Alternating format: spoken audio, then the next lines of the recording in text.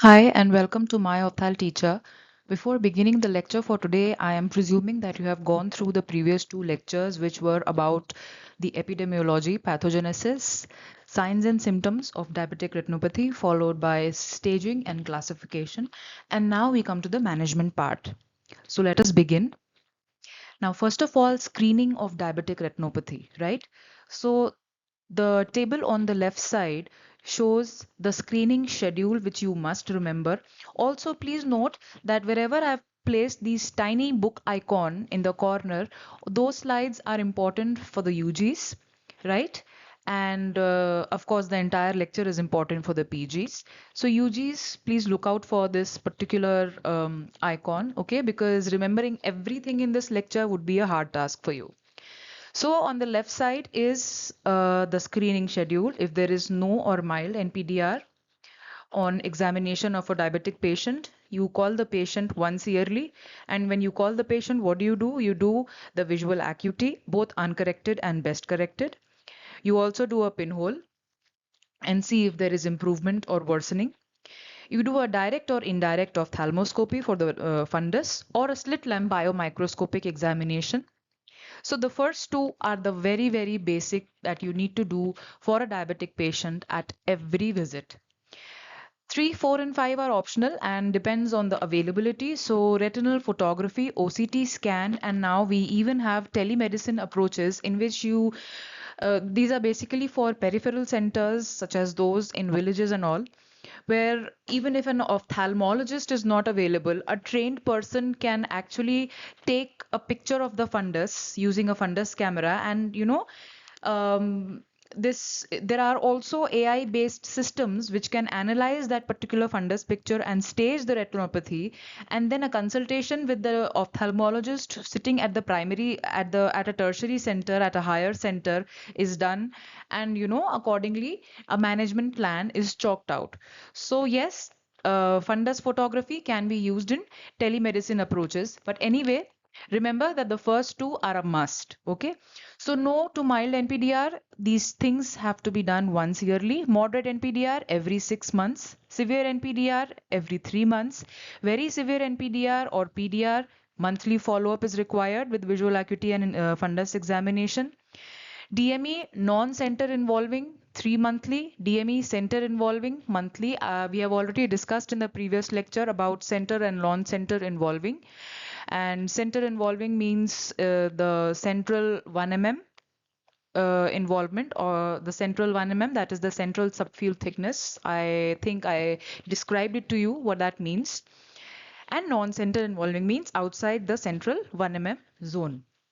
Now, this is what is laid down in the ETDRS, but then for all practical purposes, if there is a significant diabetic macular edema, it is recommended to follow the patient monthly.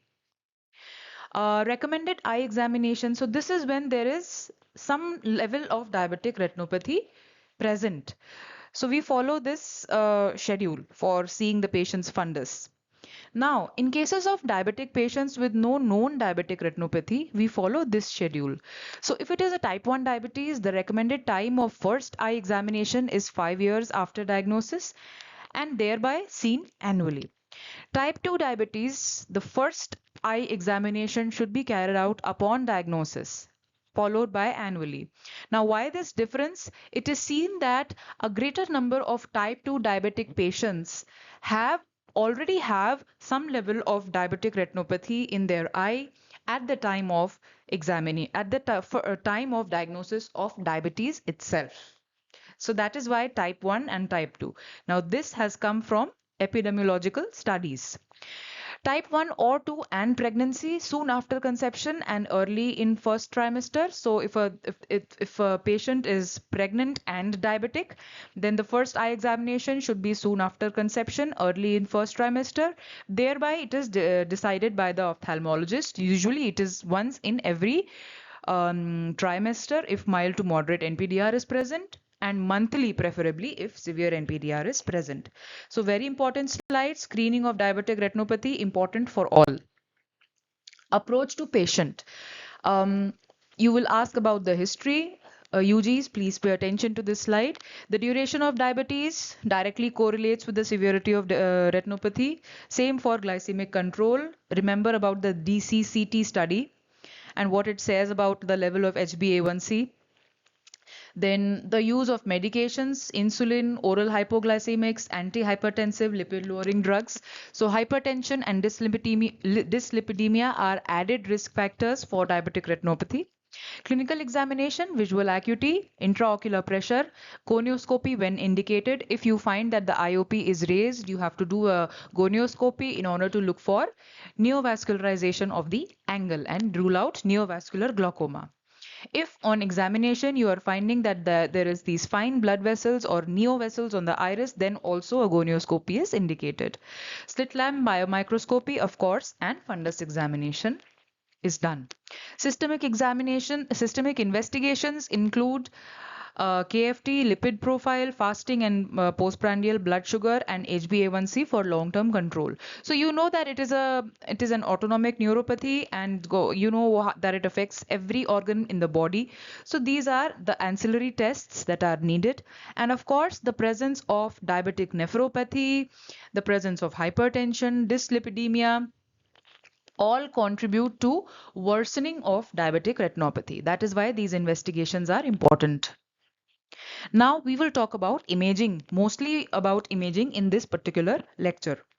So the first, once you have seen the fundus with the direct ophthalmoscope or an indirect ophthalmoscope, the second, that is a part of clinical examination.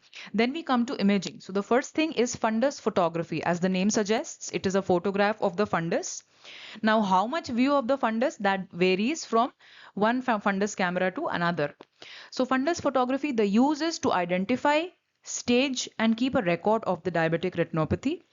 It varies from an ultra wide field to a single 30-degree field. It can be in monochrome or it can be colored. It can be with dilated or it can be with undilated pupil.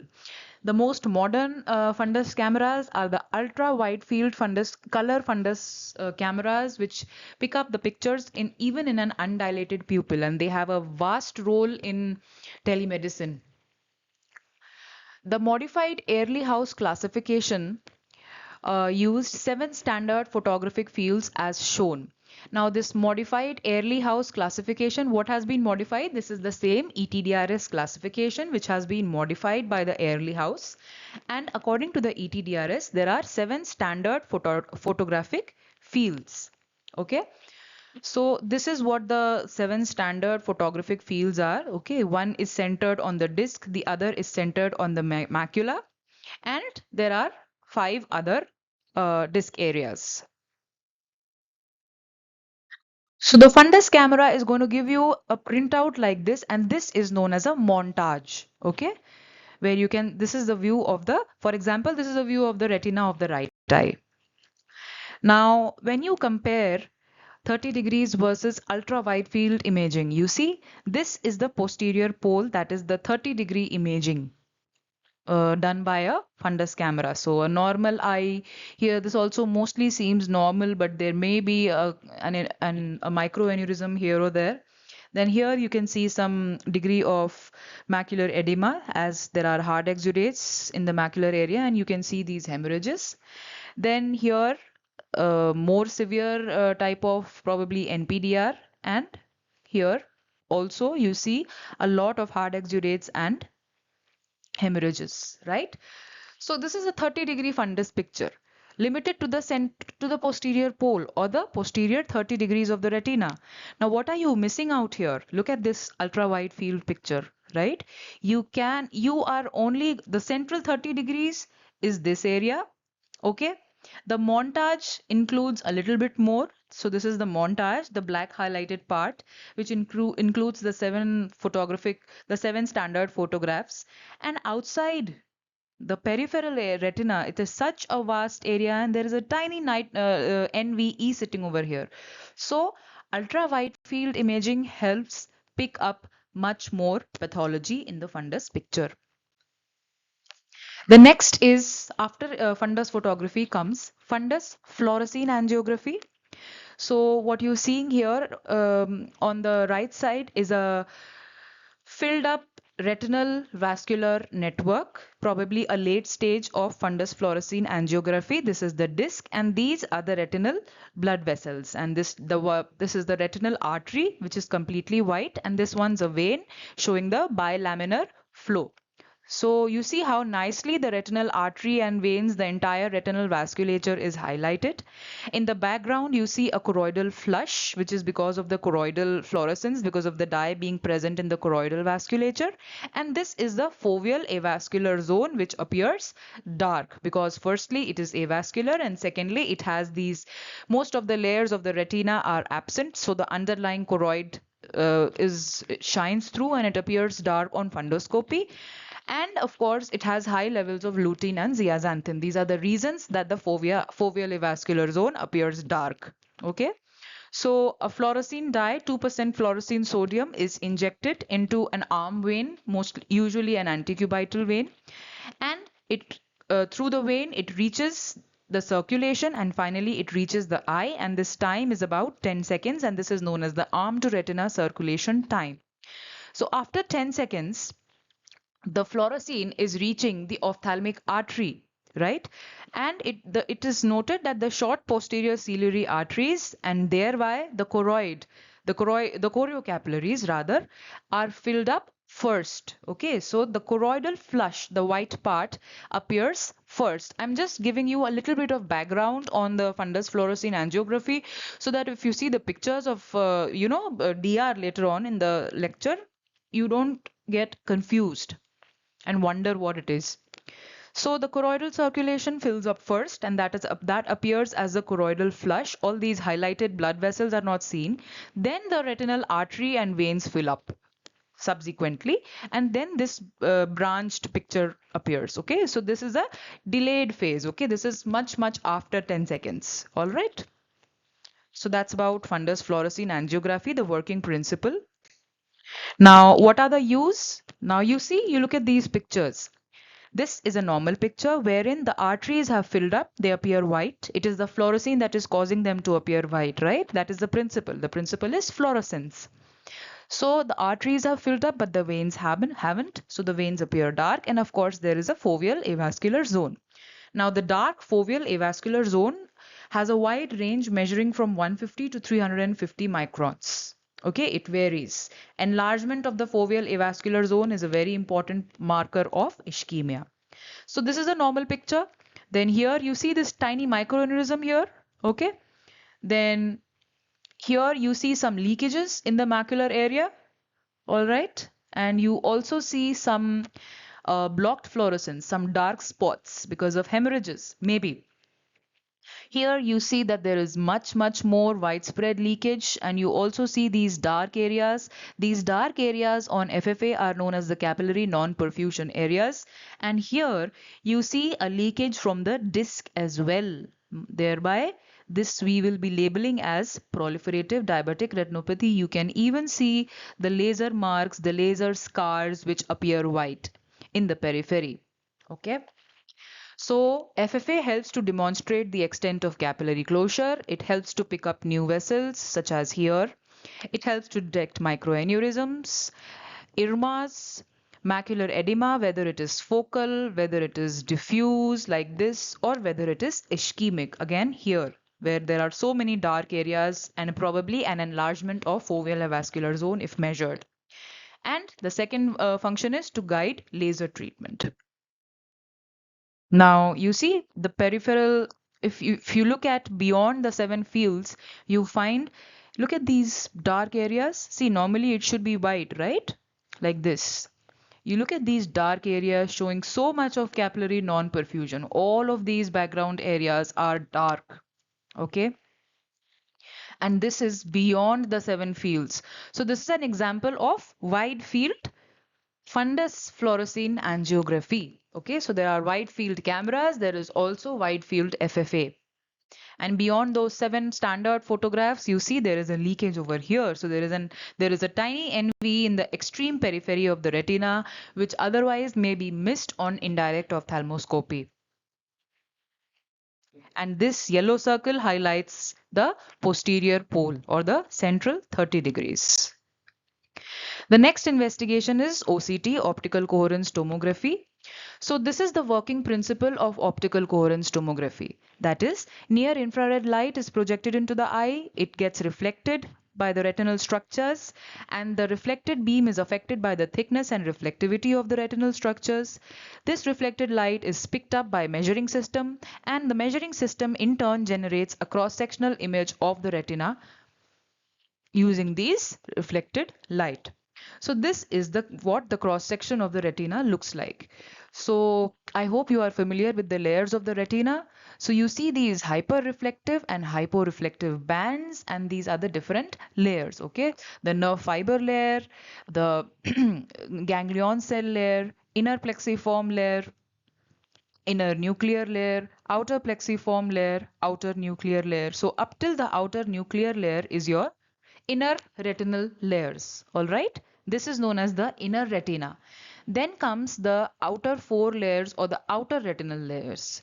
Starting from the next layer was our ELM, external limiting membrane, followed by, you see these, there are four hyperreflective bands here. So the bands are from inside out, external limiting membrane, the ISOS junction, the photoreceptor outer segments, and the retinal pigmentary epithelium. This is the outer retina, and this is the inner retina as seen on OCT cross-sectional imaging. Now, different morphologies of DME on OCT. DME stands for diabetic macular edema. So we talked about the classification and staging of diabetic macular edema, right? There is the ETDRS, then there is international staging, then there is an OCT, and there is an FA class staging, right? So on OCT, the edema can be focal or diffuse. You already know this. There is a focal edema, there is a small cyst here, and here there are multiple. Now, diffuse macular edema can again have several morphologies. It can be a diffuse spongy retinal thickening like this, or it can be a central cystic where multiple cystic cavities or cystoid type of macular edema is seen. This can again be accompanied by subretinal fluid, such as here. This is known as a neurosensory detachment. And it can also be without subretinal fluid. Okay, so this is the spongiform type of macular edema. Spongiform and cystic can also coexist. So these are some different morphologies of diabetic macular edema on OCT. Now, OCT also helps give some biomarkers. Biomarkers are basically the structural alterations that you see on OCT, which carry a good or a bad prognosis. That is what you mean by biomarkers. So what are the biomarkers of bad prognosis? Drill or disorganization of retinal inner layers. As you can see here, look at this picture. I told you the inner and the outer retinal layers, right? So you see this inner retinal layers are disrupted over here. So that's a bad prognosis. Disruption of ISOS junction. So we talked about the outer four layers also. So you see there are these two layers. The ELM is here, okay, and then abruptly there is no ELM, right? Here. Also, I don't know if you can make out, these are actually two layers. So there is an abrupt stoppage or disappearance of ELM, this fine line, and the thick line in between of the ISOS junction.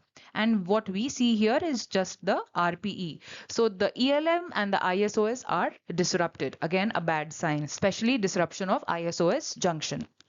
And presence of hyperreflective dots. You look at these dot-like structures, the hyperreflective dots in this picture also.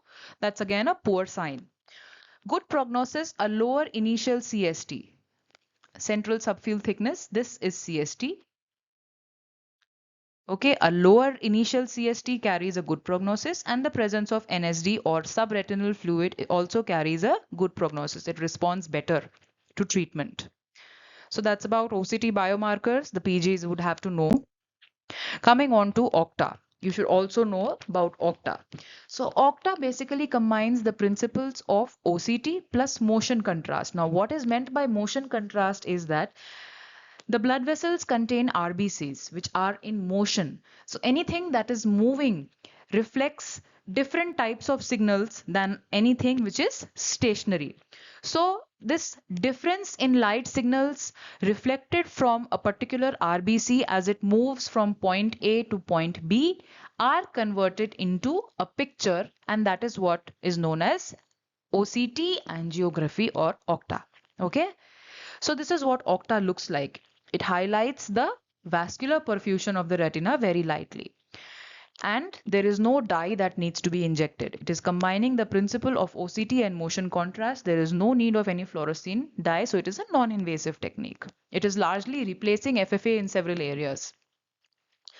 So we are concerned with the two vascular plexus. One is superficial and one is deep. The superficial, when it comes to diabetic retinopathy, okay, otherwise there are four. I think I told you in the previous lectures that there are four layers, the different plexus, the capillary networks, when we talked about the retinal vessel anatomy. So we're not talking about those four networks. We're only concerned with the superficial and the deep vascular plexus in case of diabetic retinopathy in order to see the perfusion. So this is a superficial, this is the deep, normal. Okay, this is normal. There is this foveal avascular zone in the center.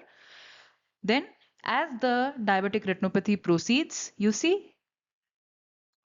there is appearance of these dropout or dark areas, which is not normal. And here you see that the FAZ has also increased in size, and you see these little dropout areas. Same for deep vascular plexus. So the location of the deep and the superficial vascular plexus is this, okay? And expansion of foveal avascular zone is an important sign. So basically, OCTA is a new imaging modality to study the retinal vascular perfusion. So that's your, I think that's showing neovascularization. That's what I've highlighted. And of course, there are these dropout areas. So the disadvantage is that it cannot show active leakage, whereas FFA can. All right, that's one disadvantage of OCTA.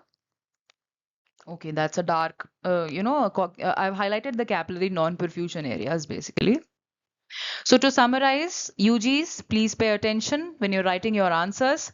And also you should know for your Viva that these are the four investigations. Okay, once we have talked about the signs and symptoms and indirect ophthalmoscopy, the findings and the staging, ETDRS staging especially for UGs, you have to know that there are these four investigations and you have to know their clinical applications. The principles I have discussed in the previous slides, so you have to add a statement about the principle, the working principle of each of the investigation. For example, in FFA, the sodium fluorescein dye is injected in a hand vein, arm vein, and then it enters the retinal circulation and is visualized with the help of a special camera. You have to write that much, and it is based on the property of fluorescence. So please, on the left side, investigation, and on the right side, clinical applications. Okay, you can just take a screenshot of this slide. Moving on. Ultrasonography has a limited role for those cases in which a tractional retinal detachment has happened, okay, and in eyes with media opacity to know the status of the retina. Okay. Now, I think we were talking about telemedicine approaches a few minutes back. So basically, this is a design of a computer assisted diagnostic system, okay, in which the computer diagnoses and stages the diabetic retinopathy using all of these modalities. We've talked about the imaging modalities, right? So this is the fundus picture, there is an OCT, there is OCTA, and there is fluorescein angiography. This comprises the image acquisition and modalities. Okay, the image acquisition by different machines. Now, these images are inserted into the CAD system or the computer assisted diagnostic system. This computer assisted diagnostic system is based on machine learning and deep learning. These are basically techniques of so-called techniques of artificial intelligence. Okay, it basically analyzes these pictures and then it gives a classification and grading of diabetic retinopathy. So the machine is doing all the job of examining, that is imaging the retina and classifying. So a lot of time and labor can be saved, and this is a developing area. Okay.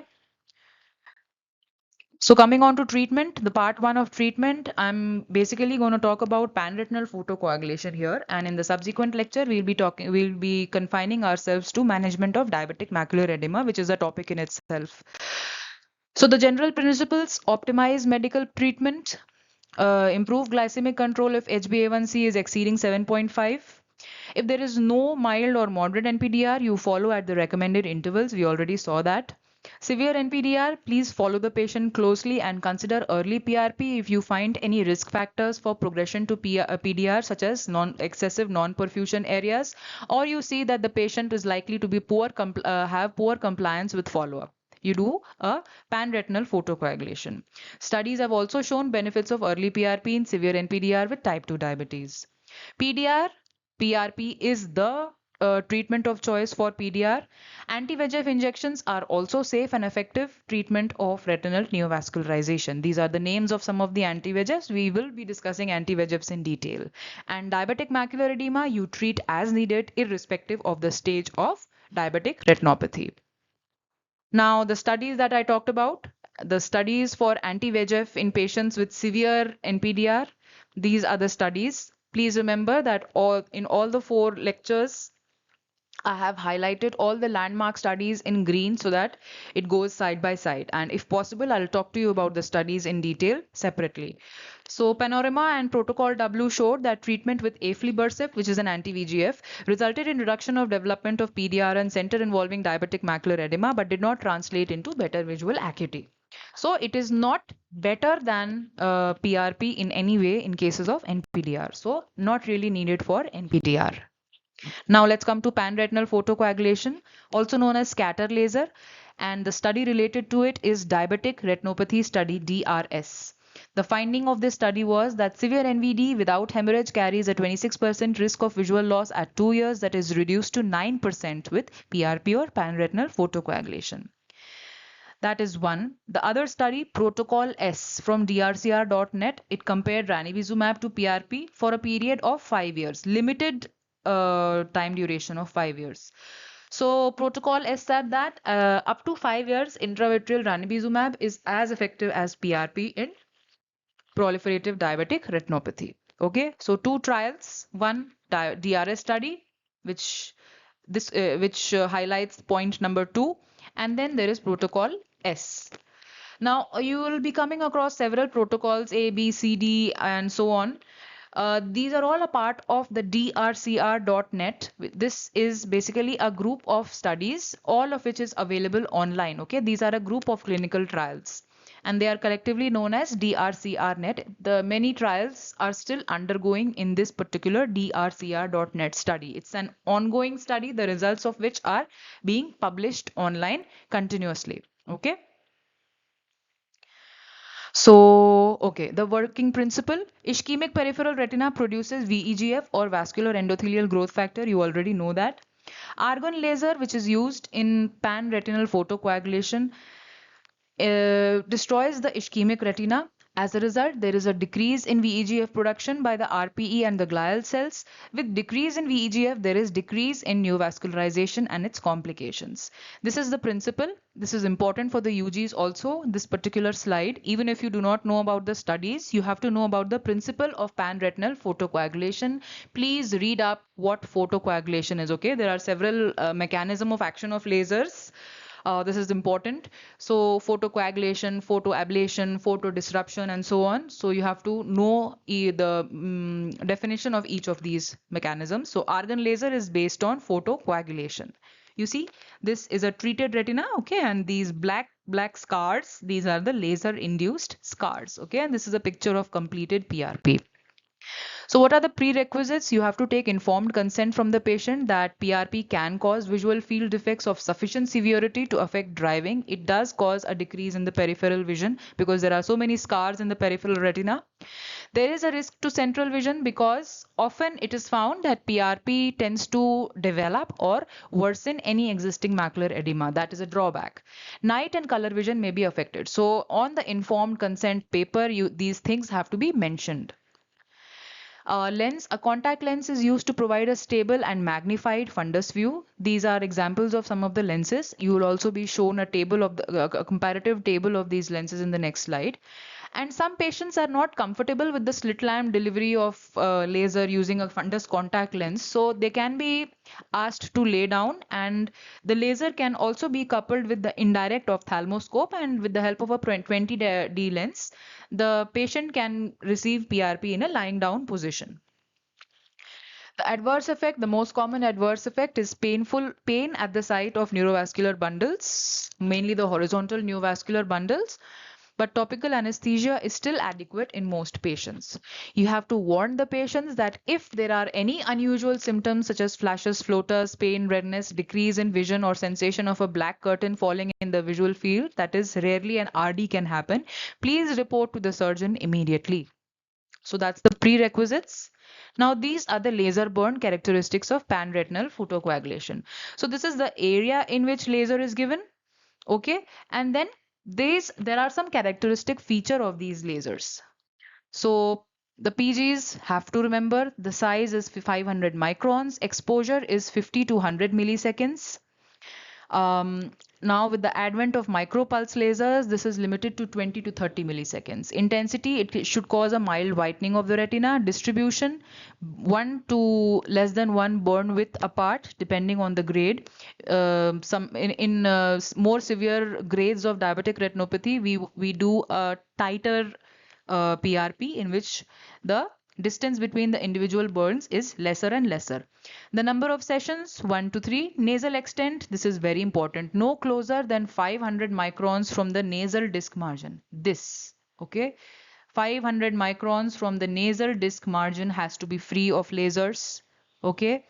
And the temporal limit is 3000 from the macular center, this area, no closer than 3000 microns from the center of the macula. So this area is left out. Okay, why? To avoid scotomas. The superior and inferior limit is no more than one burn width within the temporal arcade. So in this particular case, the surgeon has not entered the temporal arcades at all, and you can see maybe a one or two burns here and there, but not beyond that. Extent, it the extent outer extent is starting from the arcades right up to the equator at least, and total of 1200 to 600 burns distributed over 1 to 3 sessions are usually given as per the ETDRS schedule. Now these are the various lenses used. Okay, fundus, these are fundus contact lenses. Please note when the PRP is being given with the help of a slit lamp.